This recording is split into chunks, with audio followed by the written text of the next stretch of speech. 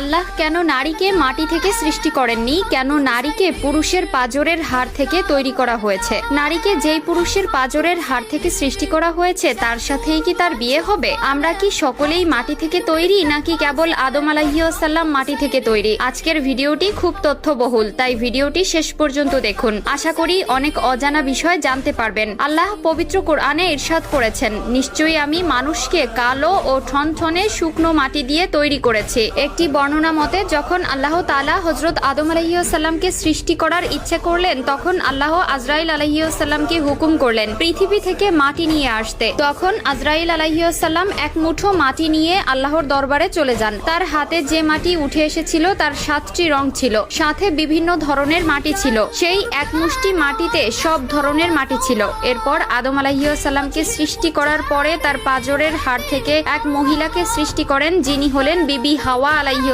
সালাম। বিবি হাওয়া দুনিয়াতে আগমনকারী প্রথম নারী ছিলেন। হযরত আবু হুরায়রা রাদিয়াল্লাহু তাআলা আনহু হতে বর্ণিত, মহানবী সাল্লাল্লাহু আলাইহি ওয়াসাল্লাম বলেছেন, যে ব্যক্তি আল্লাহ ও আখিরাতের প্রতি বিশ্বাস রাখে সে যেন তার প্রতিবেশীকে কষ্ট না দেয় এবং নারীর সাথে সৎ ব্যবহার করে। নারীদের সাথে তোমরা খারাপ আচরণ করো না, কেননা নারীদেরকে পুরুষের পাঁজরের বাঁকা হাড় থেকে সৃষ্টি করা হয়েছে। পাঁজরের সবচেয়ে বাঁকা হাড় হচ্ছে উপরের অংশ।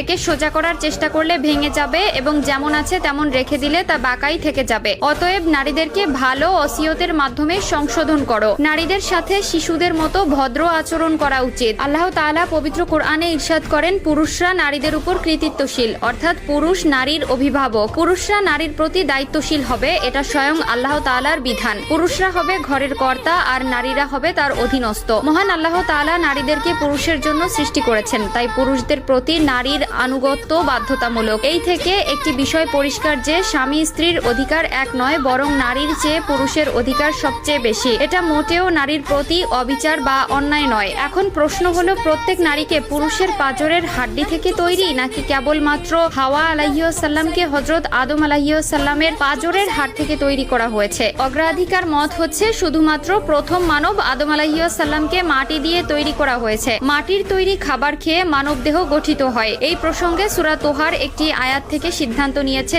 যে মানুষকে সৃষ্টি করা হয়েছে মাটি থেকে। আল্লাহ তাআলা পুরুষকে তার প্রতি ইঙ্গিত দেন। আল্লাহ ইরশাদ করেন, আমি নারীদেরকে কাদা মাটি দিয়ে সৃষ্টি করিনি। নারী সৃষ্টি হয়েছে পুরুষেরই অংশ থেকে, যাতে নারীরা তার প্রতি অনুগত থাকে, পর্দা করে এবং পবিত্রতা বজায় রাখে। নারীর পবিত্রতা কতটুকু জানেন? আল্লাহর ফেরেশতারাও জানে না নারীকে কোন উপাদান দিয়ে তৈরি করা হয়েছে, আর সেই পবিত্রতা আজ অনায়াসে বিলিয়ে দিচ্ছে। নাউজুবিল্লাহ।